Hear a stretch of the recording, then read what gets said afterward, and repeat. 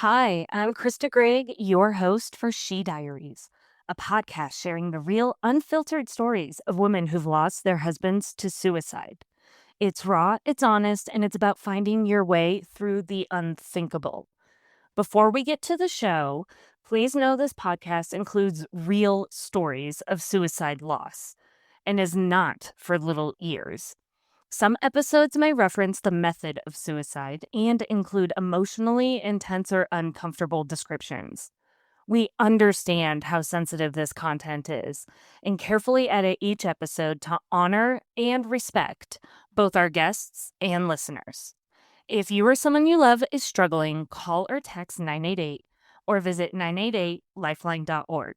You're not alone. Please take care while listening, pause if you need to, and you can find links to additional mental health resources in our show notes. Thank you for listening. Hi, I'm Krista Gregg, your host for She Diaries, a podcast sharing the real, unfiltered stories of women who've lost their husbands to suicide. It's raw, it's honest, and it's about finding your way through the unthinkable. Before we get to the show, please know this podcast includes real stories of suicide loss and is not for little ears. Some episodes may reference the method of suicide and include emotionally intense or uncomfortable descriptions. We understand how sensitive this content is and carefully edit each episode to honor and respect both our guests and listeners. If you or someone you love is struggling, call or text 988 or visit 988lifeline.org. You're not alone. Please take care while listening, pause if you need to, and you can find links to additional mental health resources in our show notes. Thank you for listening.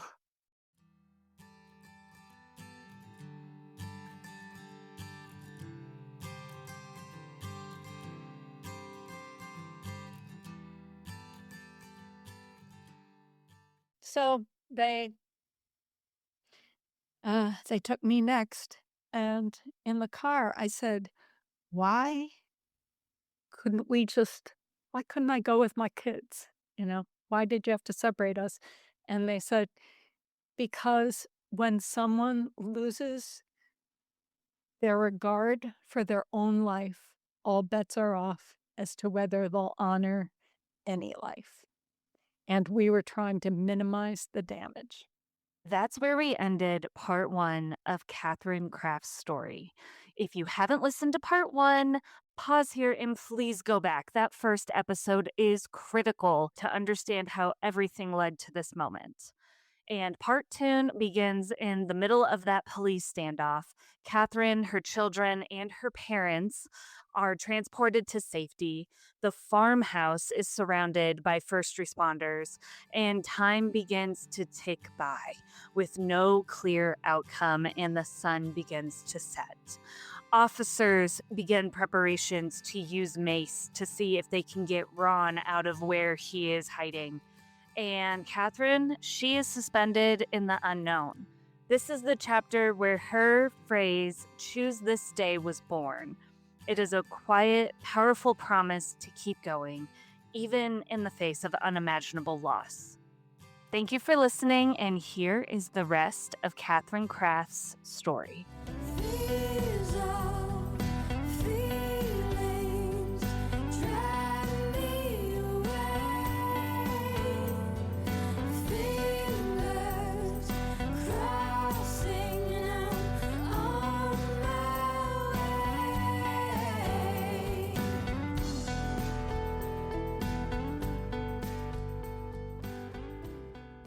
Through this entire process, these first responders are trained and have experienced this situation before. However, you have the experience of Ron. You know him very deeply, but this is also your first time experiencing this situation. Did it feel like an ongoing internal conflict of what their expertise was saying versus what you knew of Ron, but maybe it wasn't the Ron you knew anymore? I appreciate that perspective. That's interesting. Actually, the police used me Okay. because I knew him. So they worked very much with you. They weren't trying to take over the situation and not regard you and your experience and your knowledge. Yeah, they didn't disregard me. I mean, they definitely had a plan. Uh-huh. Huge amount of special emergency response troops arrived from Harrisburg, the state capital, and set up. They had I didn't know what it looked like until I saw the paper the next day, but they have huge body shields and helmets and so much ammo strapped to their bodies, pockets bulging with it. And so where they took us at first was just to an ambulance that was already like about an eighth of a mile away in a field. And my neighbor was in there. I had no idea they had evacuated my neighbor from the house that was where the police cars were coming. My elderly male neighbor. He looked so hopeless sitting there on the bench in the ambulance. And so they put us all in there. Obviously, they wanted an ambulance on hand in case something went wrong. Uh-huh. And they took us a mile away from my house to a fire company. And there was a hall on the second floor. And so they put us in there. The police interviewed both of my sons. What was your father like? Did he ever hit you? Um, was he drunk all the time? And of course, the answer, no, he didn't hit us. No, uh, he wasn't drunk all the time. And I heard my one son say, my younger son say, my dad makes up soccer games with me in the side yard. It's so much fun. He did that once. Yeah. But my sons already sensed they needed to hold on to something. So Yeah. already made it a pattern. He did it once, and I know that because I told him, "Look, I am going to divorce you." This is after the first suicide and before the second, the first attempt and the second. And I said, "You need to get a relationship with the boys because the courts are gonna do an every other weekend thing. I will get sole custody, but I will let you see them. But I need to know that you're going to have a relationship with them and that you can be. Uh, I need to give him a chance to grow up. You know, Yeah. I didn't think of it yet as I didn't think of him yet as hopelessly addicted. I just didn't, and he I had tried to get him to go to marriage counseling? No. I tried to get him to go to individual counseling? No. I tried to get him to go to AA. He said, "Why would I do that? They're just going to tell me everything I do is wrong." And I was like, wow. So in a way, it was like you can take the horse to water, but you can't make him drink, sort of thing. So, anyway, they interviewed me. I told them about the commitment 6 weeks prior, and, they set up a perimeter and aimed their sniper rifles at him, and of the two kinds of helpers that day that whose, job occupations I found the oddest, the first was the 911 operator. Okay. 'Cause he saw us until he said, "Okay," he was with us. He was with us, he was with us, talking the whole time, and then he said, "Okay, you're gonna start to see across the street some people skulking behind trees. Those are policemen. They're plain clothes so as not to draw attention to themselves. I could see they had guns in their hands. They're looking for my husband." It was a manhunt at that point, and he said, "Okay, now an uniformed police officer is going to be knocking at your door right now. You're safe. You can go down there. They've looked all around." I went down and opened the door to him, and he took the phone from me and he said, "This is Officer so and so, badge number so and so. We're taking over the operation from here." And he just hung up. And I thought, what would it be like to be that 911 operator? You should put a 911 operator on your Oh puck. my gosh, that's one of the most stressful. That and like traffic control, I can only imagine are the most stressful jobs. Yeah, like, he doesn't know the end of the story. Yeah. Yeah, just to be so deeply emotionally ingrained in saving you and helping the situation, then immediately click. Yeah, and the other weird occupation is the snipers, and I did see the movie American Sniper with Bradley Cooper on. Did you see that? I did. I did. It's just so weird, like, it's so mechanical, like, he gets a call from his wife, "What do you want for dinner tonight?" And he says, "I don't know how long I'm gonna be, and you go ahead and eat, I'll be home when I get home," and he's just snapping a sniper rifle together out of a kit bag or whatever and lining up, and I don't know. Well, they did end up shooting at my husband, but it was mace, not That's bull. right. Yeah. So Trying to get him to come out of the building that they eventually found him in. As everything's unfolding, there is a part in the book which I really wanna know if you actually did this or not because it was just awesome. Um, y Ronnie the character Ronnie was sitting in that fire station, and she kept getting so upset because they kept getting how old he was wrong on the news. And so in just anger and frustration, and at that time, a lot of media requests for interviews are coming in, which of course you're not gonna give an interview in this moment. But she just decided, "I'm calling a news station." She called, she said, "If you're gonna report it, at least get his age right," gave him the age, and hung up. How I did you come up with that scene or I hate to disappoint you, Krista. Oh, no. That um, that was, I love that scene, though. however, the reporting the next day in various papers had his age all over the place, and so that was I can fix this in retrospect. This Yes. my little at least get his age right. At least get it, like, the one fact that I'm sure you all have access to. Um, what was I mean, but what was it like seeing this unfold and you're just getting information on your home, your property, your husband? It's so, so deeply personal, and you're just watching this unfold and you have no control over what's being said on TV, in the papers, the strategies that are happening on the ground, and you're just having to sit and wait. Yeah. Can you describe that? I was very, very worried about the horses. They were out, but they haven't been fed, so meaning they hadn't gotten grain. And I said, "Can you just throw them some hay? There's a bale right inside the barn." "No, we're not going to put people at risk so that your horse can eat."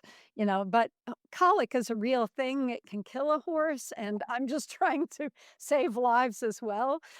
Lives that are innocent lives at this point. They shouldn't have to pay. And, what else? They were constantly asking me, like, for a map of the property, where are their light switches, things like that, because it was going to start to get dark, and they told me that's when the situation is going to get much more dangerous because he can look out and we can't see in. Uh-huh. And, so they wanted to bring it to an end. And that's when they asked me, "Do we have permission to break your windows because we wanna shoot Mace in?" And I said, "Why?" And they said, "Because he seems to still be drinking. We've been talking to him over a bullhorn, we've been calling the shop phone, from the one in your office, those were 2 different lines, and he, uh he sounds like, he's very drunk, so we assume that he's been drinking all day, but we're hoping to trigger his reflex to breathe fresh air. But we have to warn you, people who are very, very high or who are very, very drunk sometimes don't even perceive that the mace is in the room. Wow. He may not come out, but we feel this is our best chance." I mean, who am I? I'm talking to the experts, right? And I yeah, you can break my windows. You really think this is our best chance? Yes, because it's going to get more dangerous. As you said, your animals haven't been fed all day. Um, and we just need to bring this to a close. So I said yes. They didn't actually need my permission to shoot the mason there. They needed that was their professional opinion, and they were going to do that. They needed my permission to break the windows. I thought this was an interesting detail. That is interesting to break the windows. I'm reflecting right now on all of so for me and my husband in our biohazard business, all of the tear gas jobs that we've done and cleaning up after tear gas. No one's ever said that they needed permission to just blow the canisters in and break the window. I don't know. I know I'm going to go back to some law enforcement officers and ask about this. Like, what is that line in the sand for what you can and can't do on a property in an emergency situation? Yeah, I mean, I assume they shot things in kind of bazooka-like, or that they were, uh, like a shotgun pellet full of it or whatever. And usually they tilt it up so it goes into the ceiling, and then it crashes down. So it goes from top down, and that way they're not actually aiming and accidentally hitting somebody, but it's positioned so it goes vertical up into the building.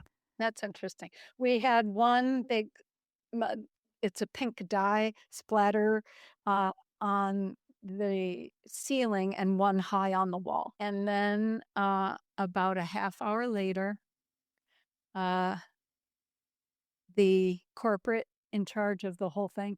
This was interesting. Earlier in the day, my neighbor across the street, who wasn't able to get home because of the barricade, said she was going to go to her mother's house. And do I want her to take the boys? Ugh. Do the police need them anymore, or can I take the boys? So she took the boys to her mom's house. And but in that moment, while she's talking to me, her brother-in-law had just killed himself right around the time of Ron's commitment because his wife was going to leave him. That sounds familiar. And then my mother, her father had died by suicide, Mhm. and uh, the corporal in charge of the whole operation, her dad had died by suicide. So here are all these people huddled together, waiting to know the outcome. And frankly, Krista, I didn't know what to hope for. Yeah. Because they're telling me, "Go to Reading, file for a protection from abuse order." Well, I saw how long it took the police to come, and we're 45 minutes away. Any mayhem could happen between a threat and, harm to me or my sons. I didn't know where hope lay in that regard, and yet I certainly don't want him to die. I'm a diehard optimist. I want him to have the opportunity to heal, and he kept saying, "I'll go into rehab if you're there for me on the other side." And I said, "No, I'm sorry. You would have had many chances to do this. It's too late now." And Always has the strings attached with what he to string you along and to keep you. yeah. And at some point, no one's gotta want it more than you gotta want it for yourself. And so if he doesn't want it for himself, if he doesn't wanna heal for himself, if he makes promises that he probably can't keep, just to be able to keep you around, it's never gonna work. And through all of this, it sounds like you were getting messages from people and you at least had some support and you had internal gut instincts to like, okay, but as much as I want him to be a happy, thriving person, right now I have to put myself first and put my boys first. And that's a very hard thing to do in a very hard position to be in, I'm sure. and quite a turnaround for Ron, since I had obviously been guilty of much codependent behavior Mm. in my effort to stay in the marriage. Yeah. I knew what the hard line was. He wasn't going to do it. So therefore, I had to. It was just the way it was. Yeah. And this was a weird detail, but around 5:30 in the evening, um, is when they shot the mace in, and a cook at the fire company came up and said, "You guys have been here all day. Do you want something to eat?" And we're like what? I don't know what. Yeah. He says, "Just whatever you want. I could give you a hamburger, hot dogs, spaghetti." I cook for the fire guys downstairs all the time, and so my parents and I each ordered a hamburger, and it just felt so weird. Like it was so weird. But before the food came, the corporal came in, and she was with a police officer and another guy who was kinda dressed in whites, and, um, she says, "So, we have news." And I don't know, I perked up, it was weird. I guess because all that high tension waiting all day. Uh-huh. But what? Because 'cause I'm pins and needles. If he dies, this is all over, Mm. and we have the freedom to heal. Yeah. I lose my partner, the man I fell in love with, the father of my kids. Right. If it's not over, I guess I have to go to the courthouse in the morning, and I guess I have to go home to him. I don't know. I don't know what's going on here. They did say at one point that, because of this whole thing, they weren't going to charge him with, uh, turning a gun on an officer. At one point, they found him in the workshop, and he turned the gun on him, and the guy backed away. He said, "Look, just trying to help you out here." He put his gun down. He backed out of the building. He said, "Listen, just come towards us."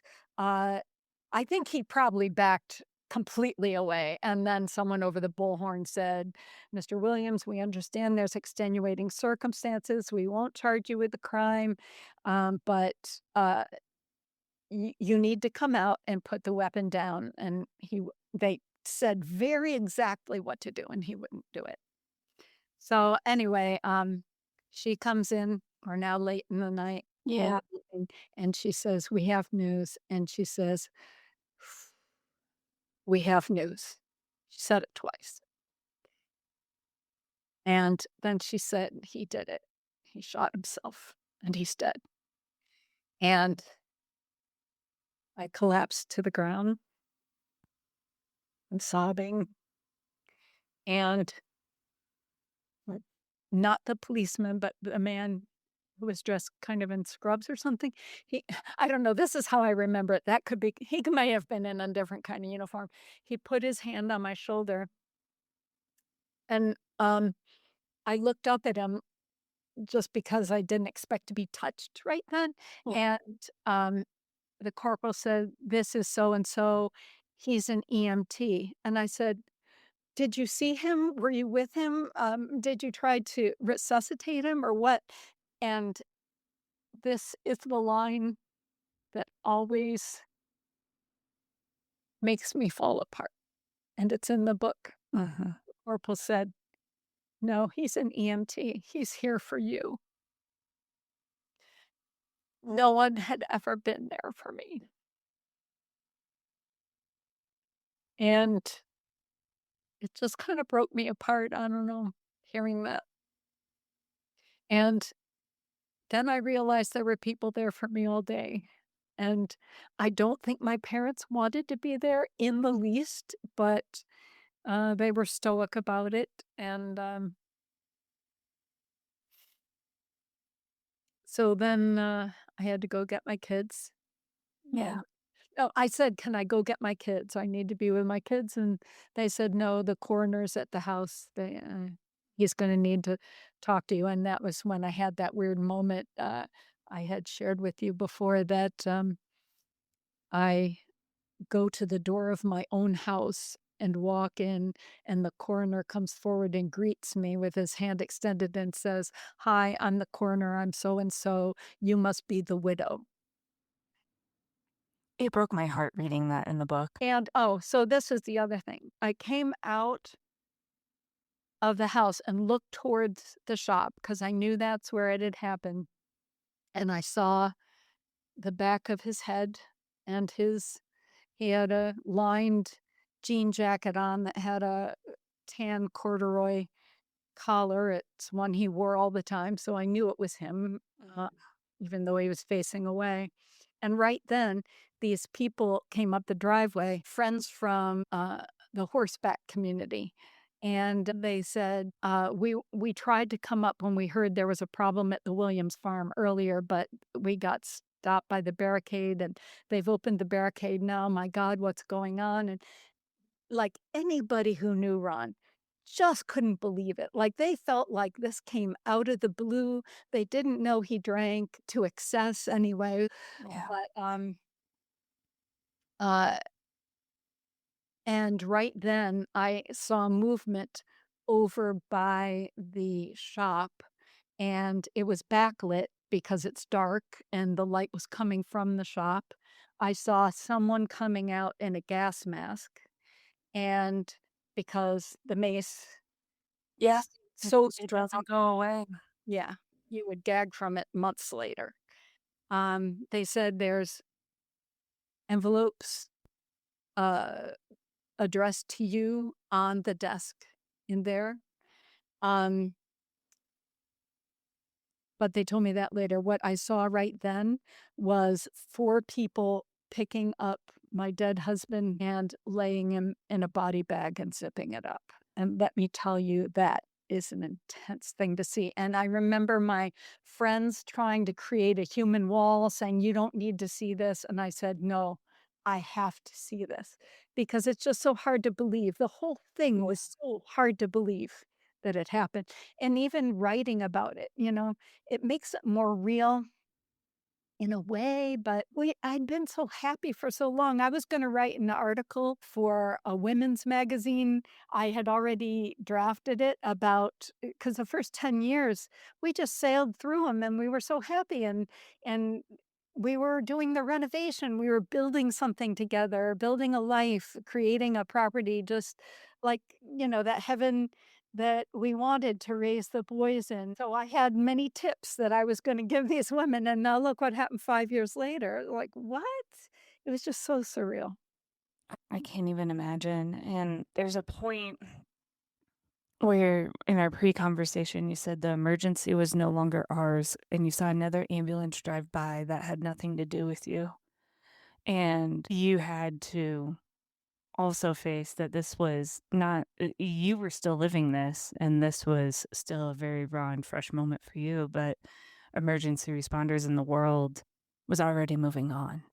What Yeah. was that dichotomy like? It was strange because that happened when we were burying Ron, actually. Oh, okay. Okay. Standing just right over where they had just shoveled over, hit the urn with his ashes. And there we are standing in the graveyard and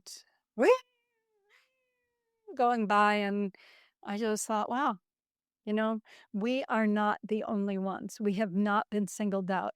I even felt that at a time like, yeah, I know you're creating this amazing community through these stories, which is really cool. I was already aware that I was part of a club that I never wanted to join. Very shortly, I was so lucky, Krista, because from the AA people I talked to after Ron's first commitment, to the therapist I saw, to his psychiatrist, to my cousin who is an emergency first responder psychologist who goes to natural disasters and stuff. And he came right over the next day. And all of them said, this is not on you. And it's so easy to feel guilty, especially if you told your husband, I'm going to leave you, and this is his response. It looks to all the world like I killed him.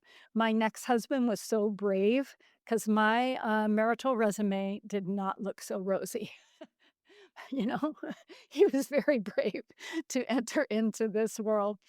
But a woman who I'd never met before shows up like 2 days later with this huge basket of teas and some fresh baked muffins, and I said, "And you are?"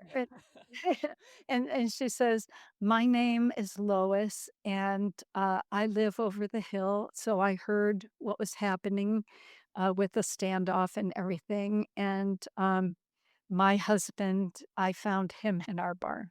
Oh, wow. Um, so I know something of what you're going through." And she just sat down and seemed so normal, like, everything like, surreal is the only word I can think of, like we're still in shock. The trauma is jangling through my entire soul, and here's this woman with tea and crumpets, and it was she was amazing, but to take it upon herself to reach out that way, it was really so comforting and wonderful of her, and certainly I've done that for other people Yeah. over the years as well. What was recovery like from the moment you had to tell your boys to making the decision to continue raising them and living on the farm versus relocating? The boys were very quiet while I was telling them, and, we had just lost a cat to a tumor on his nose that if we learned then that if a cat can't smell food, it won't eat, and so, they had gone out with me to pet the cat. We kept it in the workshop. Ron is still alive at this point, and every day, it was happy to receive our cuddles, and, I sorta created a parallel with what was going on with Ron. I don't know, it just occurred to me that there was this is the writerly mind, there's always a metaphor you can use. So I said, it's kinda like your dad. You know he hasn't been doing well, and I think just like the cat, its spirit was slowly leaving its body, and it couldn't get up, and it couldn't move, and it couldn't really but it was happy to see us every day, and I feel like your dad was happy to see us every day. But finally, his spirit had just separated from his body, and he didn't know what to do, and it was just sort of like getting rid of the rest of himself that couldn't function without his spirit. Yeah. And, they seem to understand that, and, um, we all had therapy, of course, but, the one thing that, one day I just woke up and realized, when I could start thinking again. Let me tell you, that took about 3 months. Yeah. I couldn't function much at all, uh, but once I could but I was going through the motions. I went for a walk each day. I took care of the animals. I took care of my boys. I made sure to talk to the teachers, let them know what was going on. Please let me know if there's any problems, that sort of thing. But once I guess my higher order of thinking came, one day I woke up and I thought, well, life sucks right now, but I'm choosing to live it. And then I thought, wow, one day Ron woke up and thought, I'm choosing not to live this day. And that made me think back in my own case, not only am I choosing this day, but what am I going to do with its precious moments? And that is the what's behind the hashtag choose this day that I've put in every single book I've signed. I had the idea since it was coming out on May 5th, which is right after May Day. May Day has this strange dual meaning, right? Like Mayday, Mayday, Mayday, help us, help us. It's an emergency. Or May Day, which is the tra la, it's spring and the pagan celebration of renewal. And I thought, how could I make use of those two meanings? So now it's May, this happened in October, so it's many months have passed, and oh, no, no, since sorry, many years have passed. Yeah, you took 17 years later is when you wrote the skeleton of the book. Yeah, A yeah. very long time later. but it wasn't near the anniversary, which sort of accosted me every year, frankly.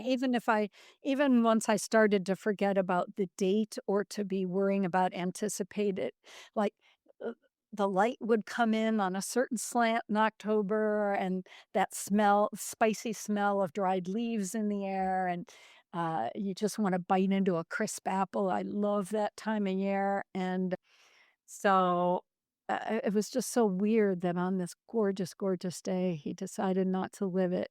So he must have been in some sort of extreme psychic pain, you can only imagine. Yeah.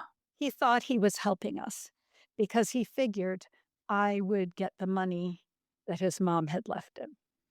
How did that unfold? That's what was in the envelope in the shop.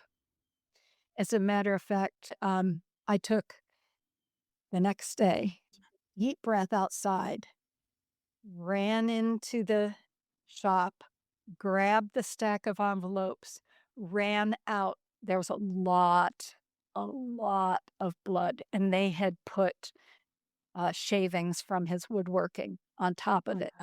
I didn't perceive that it was blood.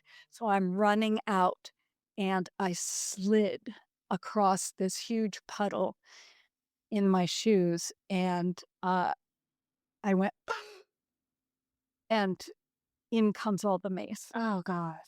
So I don't even know how long I retched out in the courtyard, until I could breathe again. It was really, really awful. So I can't even imagine what it had been like for him in the enclosed space other than the broken windows. The Yeah. door was wide open, for me. But anyways, one was his suicide note, his second one detailing his burial, wishes, and, uh one was a list of credit cards, that I would have to pay off. There were 26. And I didn't know some of those existed. Yeah.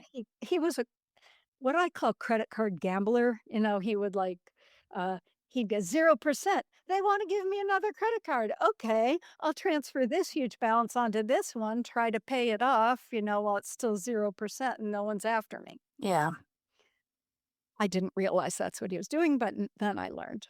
So over Christmas after the suicide, I had to cancel all them.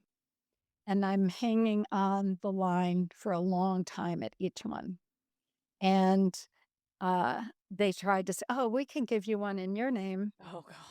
Like, no, I have only ever had one credit card. Mhm. Because I'm never gonna get in that problem, and every time I'm going through Sears and Roebuck, and they say, "Hey, if you sign up for a credit card today, you can get this free thing," or whatever, and I say, "No, thank you," and I walk on, "Oh, but don't you see? We have a great," and if they bother me twice, Yeah. give them the whole frickin' story and Yeah. make them squirm and listen to it because there are people who should not have credit cards, and clearly my husband was one of them. So, Yeah. anyway, And then you guys ended up living on the farm until your boys were I older? felt, especially after seeing that headline the next week, Yeah. I thought, "My boys have to see." I mean, it does not hurt them to realize Ron could have killed us if he wanted to. Yeah. He absolutely could have. He wanted to end his life. He did not want to end our lives. And you know what, guys? This farm, we've always loved it. Um, I it's as good a place to stay as any. We can't outrun this. Even if we move to a new school district, people are gonna find out. And like, hey, did you hear why he moved here and all of that kind of stuff? And so I said, I don't want to move. Are you okay with that? Yes. Because who wants to stage their lives or their house? The house that our fingerprints were all over that house. Yeah. Who wants to stage it with someone else's furniture so that they can sell it right at this time of trauma? the boys needed routine. But one thing my trauma psychologist cousin told me was to allow the boys to grieve in their own ways and don't be surprised. It won't be the same way. Was he right? Yeah. Uh, the younger one needed to go to school the next day. He needed to know life was not over. He needed to see his friends. Um, and the other one, the 10-year-old, was not ready to go back. He needed more time. They were both in a gifted program at school. So the 10-year-old's gifted class was going on a field trip to the Baltimore Aquarium. And my son thought that would be the perfect time to get back into the swing of things. It was a smaller group of people. It was kids who think like he thinks, you know. So that's what he did. And as I said, I had therapy, then the younger one had therapy, then the older one had therapy because over time things emerged that maybe were things they thought they were doing to protect themselves, but really were keeping them from moving on and really facing down what was going on. So I had a really good child therapist. It was play therapy, it was role therapy. Like, oh my gosh, this one blew my mind. It was a session where all three of us were in there and she had us change identities. So I was my oldest was the youngest was me, or however, I may have just said that all wrong, but you know what I mean. We all You always had to put yourselves in each other's shoes, it sounds like, and try to role play and understand how each other was feeling. Yeah, That sounds powerful. it was amazing, even at 8 and 10. I think my older son wasn't me. I think he was my younger son. And I asked him as the youngest son, "Hey, go get that toy upstairs. I think we should show mom. It's so cool." And the oldest son, acting as the youngest son, said, "No, I can't go up there by myself. You come with me." And we realized what a burden that had become and that he needed to feel safe and he didn't feel safe. And, so it was little things like that we learned about each other doing it that was really very helpful. And we talked about it all the time. All the time. We never stopped. At one point, one of the sons said, um, "Ma, everything isn't about the suicide." And I was like, "But it could be. Let's just explore it. And if it's not, and if you convince me it's not, great. We can do other kind of problem solving. But let's just think maybe it could be because trauma is sneaky that way." I told them, it can come out, it can find cracks in your psyche and then just suddenly emerge and then like, wow. And I just want to make sure you're all right. You were open to getting them resources, getting them help, actively participating as a family, and you knew to do that to help them work through some of it, not hide it. Yeah, oddly, I got that from my family moved from Syracuse, New York to Baltimore, Maryland when I was going into 6th grade, and it was so traumatic for all of us. What I didn't know that it was super traumatic for my mother as well. She loved where we used to live, but she couldn't help us. She never talked to us about it. She never had, how can we problem solve here? What are some strategies you could use to uh, meet some new people today? Let's all try to meet someone new. Like that would be me. Yeah. But she had so much trauma from her background and her father's suicide that she had never talked about and just tamped it down. And she didn't have the wherewithal to do that. So of course we all suffered from that in various ways. I think generational trauma is a very real thing. And I just, to the extent possible, I just wanted to turn around and say, it stops here. So, the last question I have for you, and this is a quote that I wrote down that you said, "Death is the price we pay for living, and grief is the price we pay for loving." Tell me more about this statement and how it helps reframe things for your life. I think I have to go back to the cat story. I knew the end was coming. So the day before the boys got up in the morning, I had dug a hole up where our little unmarked graveyard is. Uh, I said, okay, I'm going to have to bury her now. I was holding her in my arms, and my youngest said, Mom, very serious face. He had the roundest, sweetest face. He goes, Mom, I'll carry her.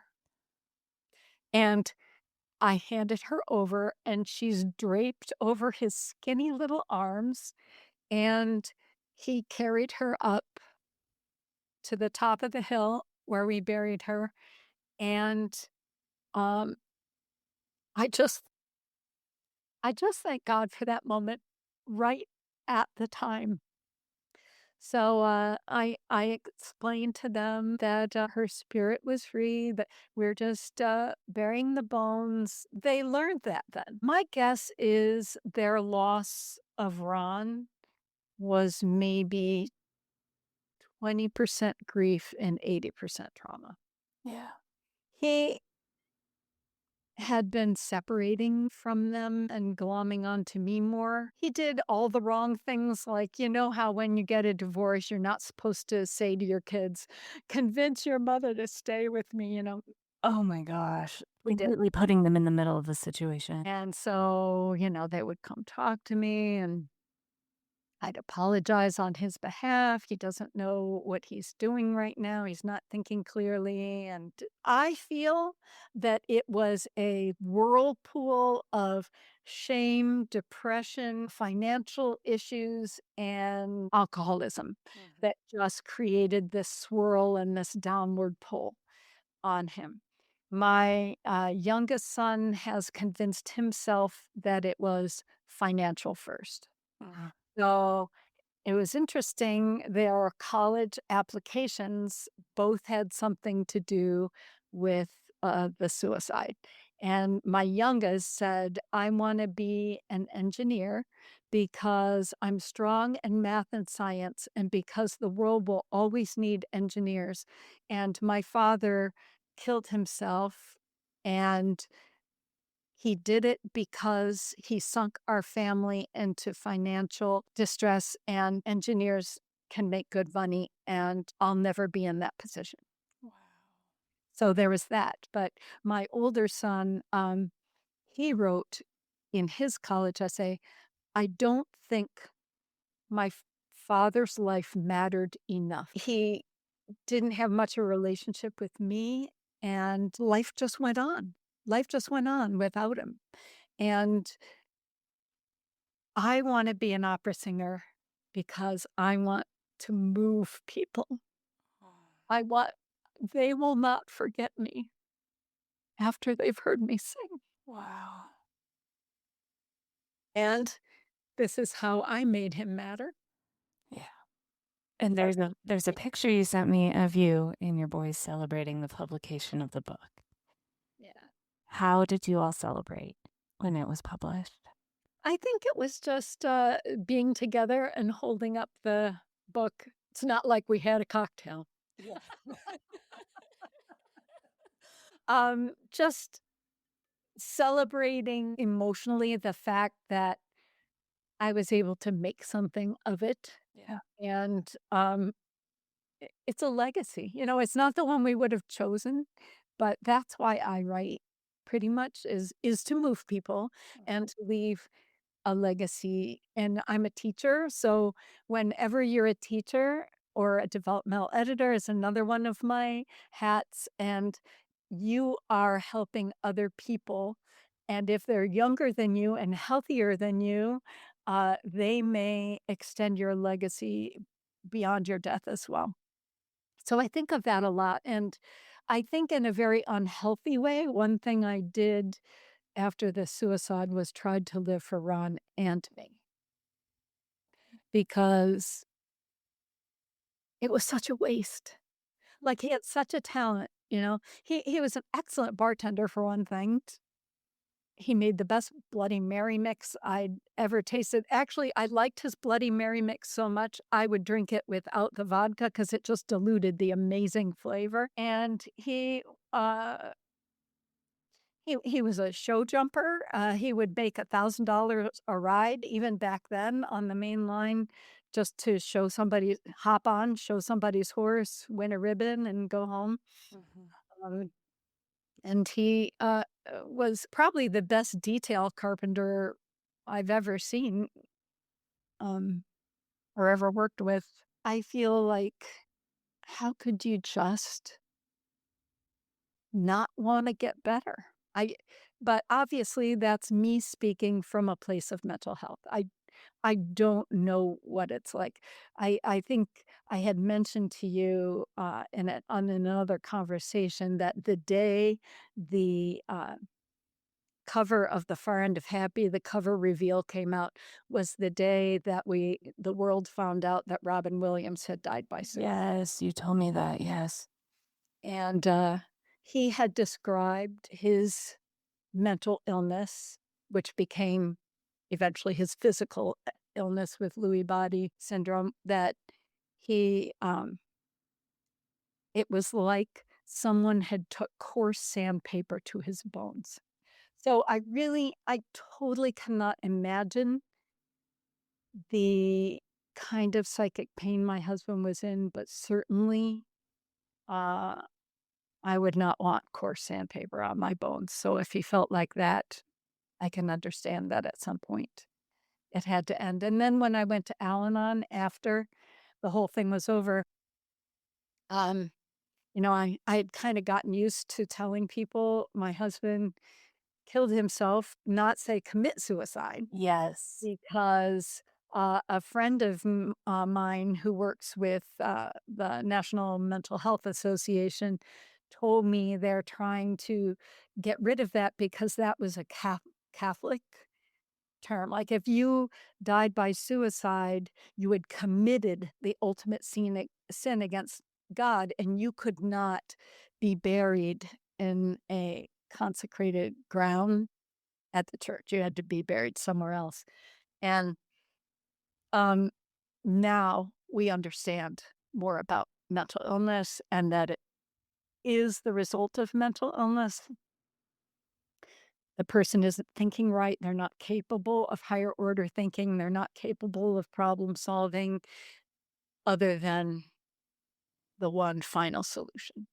And so, anyway, I would tell people he died by suicide simply because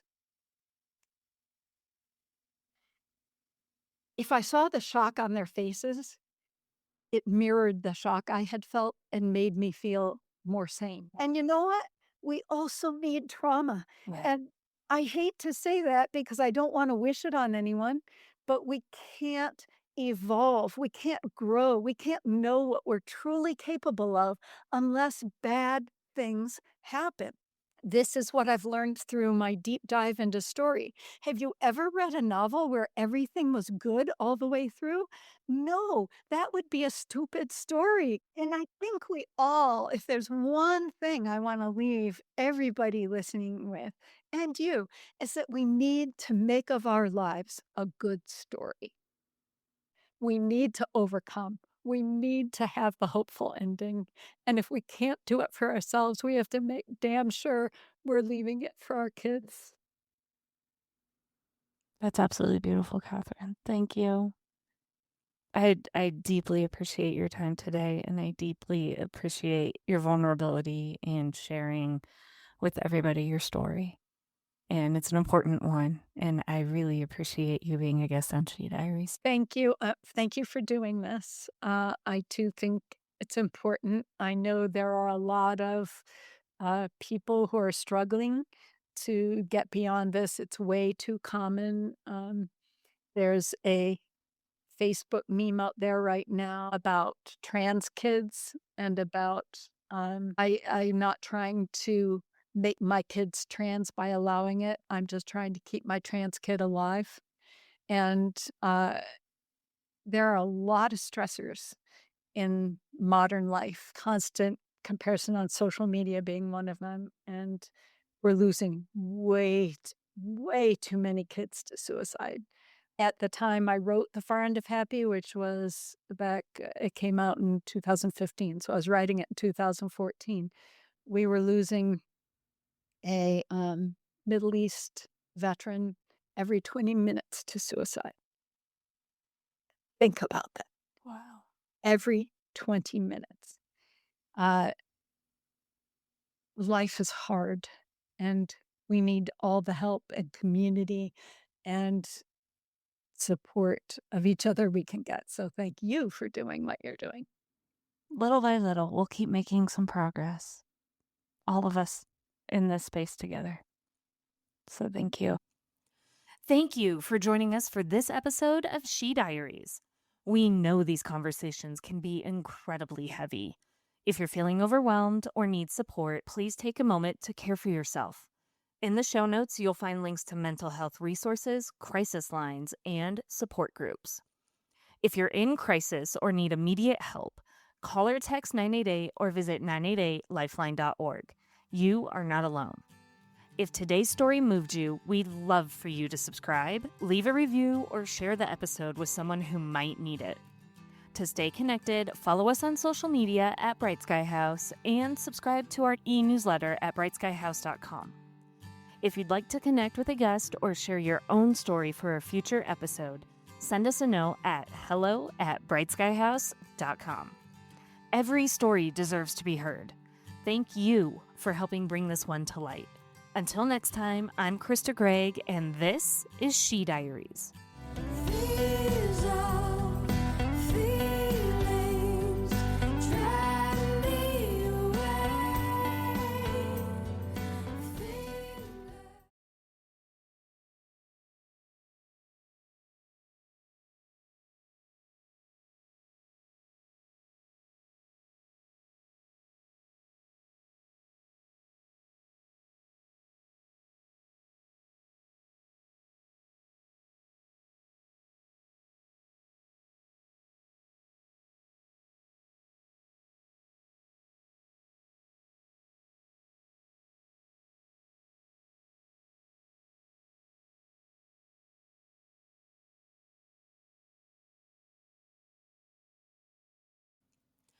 Thank you for joining us for this episode of She Diaries.